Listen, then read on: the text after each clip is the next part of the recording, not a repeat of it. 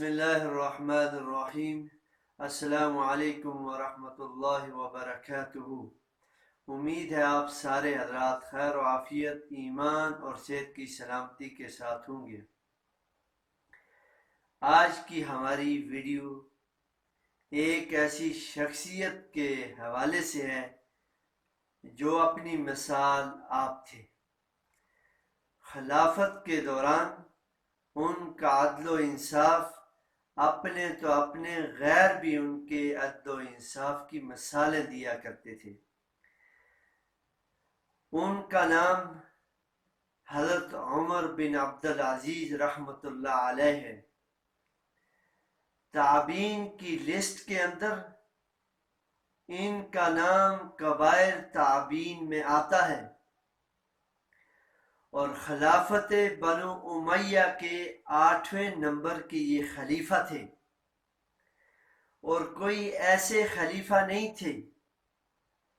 جس طرح بنو امیہ کے جو پہلے خلفاء اور ان کے جو حکمران تھے، انہوں نے جس طرح عدل و انصاف کی دھجیاں اکھاڑی،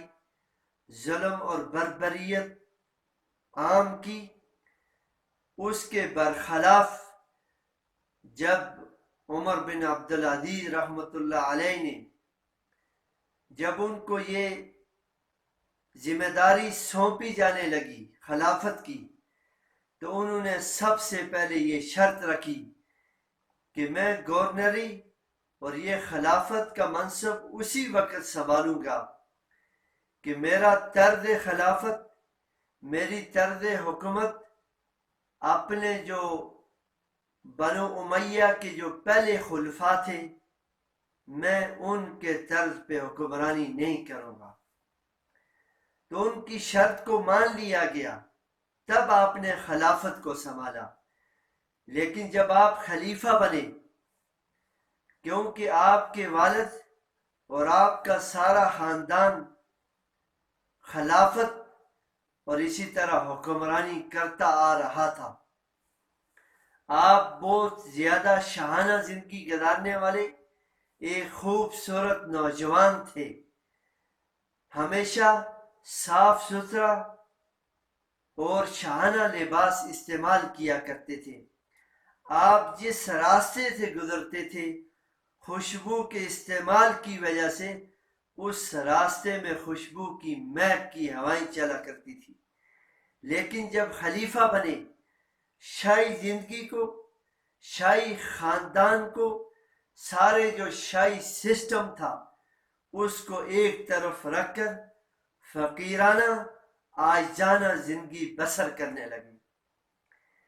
آپ کے پاس آپ کا ایک بہت ہی درینہ اور قریبی دوست آیا، فرمانے لگا، حضرت آپ کی کتنی بڑی خلافت ہے، آپ کے پاس اللہ نے کتنا منصب دیا ہے، آپ اپنی اولاد کے لیے، اپنے کنبے قبیلے کے لیے میراث اور وراثت میں کوئی چیز چھوڑ کے جائیں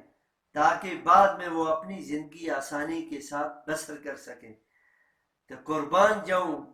عمر بن عبدالعزیز رحمۃ اللہ علیہ پر، جن کو عمر ثانی بھی کہتے ہیں اور خلیفہ راشد میں بھی ان کا تذکرہ ہوتا ہے، ہم ان کو عمر ثانی کے نام سے بھی جانتے ہیں۔ کیا فرمانے لگے کہ میری اولاد 2 قسم کی ہوگی میرے جانے کے بعد، اگر وہ ایک تو یہ ہوگی فرما بردار نیک اولاد، دوسری نافرمان بدبخت، یعنی جو نیکی کے راستے کی طرف گامزن نہیں ہوگی۔ تو میں اگر ان نافرمانوں کے لیے کچھ چھوڑ کے جاؤں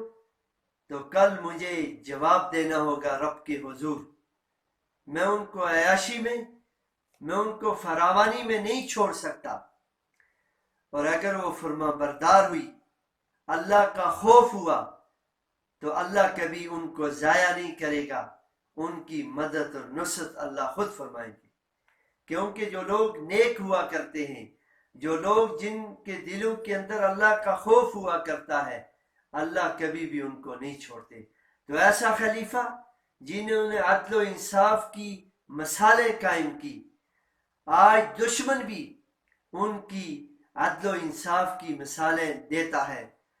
کیونکہ آپ کا خون، آپ کا نسب، آپ کا خاندان عمر فاروق رضی اللہ تعالی عنہ سے ملتا ہے، اسی لیے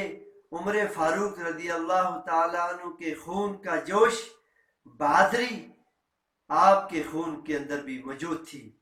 آپ نے دین کی اشاعت اور ترویج کے لیے ہمیشہ قدم بلند کیے، اور ایک بہت بڑی علماء اور بہت بڑے مفتیان کرام اور بہت بڑے اللہ والوں کو بلا کر کہا کہ میں خلافت کی ذمہ داری سونپ رہا ہوں، اور میں آپ کے مشورے کے بغیر کوئی بھی عمل نہیں کروں گا۔ اور بہت بڑے حافظ قرآن، قاری قرآن اور عالم دین، اور دین کے بہت شیدائی تھے، دین کی ایک ایک ادا کو اپنی زندگی میں لیے ہوئے تھے۔ تو اس لیے ہمیں چاہیے کہ اپنے اکابرین، صحابہ کرام، تبع تابعین، اولیاء کرام، بزرگان دین، ولی غوث کتب ابدال، ان کی زندگیوں کو دیکھیں کہ انہوں نے کس طرح شاہانہ زندگیوں کو چھوڑ کر اشاعت اسلام، دین کی ترویج کے لیے اپنی جانوں کو پیش کیا۔ اللہ تبارک تعالیٰ مجھے اور آپ کو عمر ثانی عمر بن عبدالعزیز رحمۃ اللہ علیہ کے کارناموں سے واقفیت، اور اسی طرح ان کے جو اچھے کام ہیں ان کے مطابق ہمیں زندگی بسر کرنے کی توفیق عطا فرمائے، اور اللہ ان کے غریق رحمت اور ان کے درجات کو بلند فرمائے۔ جزاکم اللہ خیر و احسن الجزا۔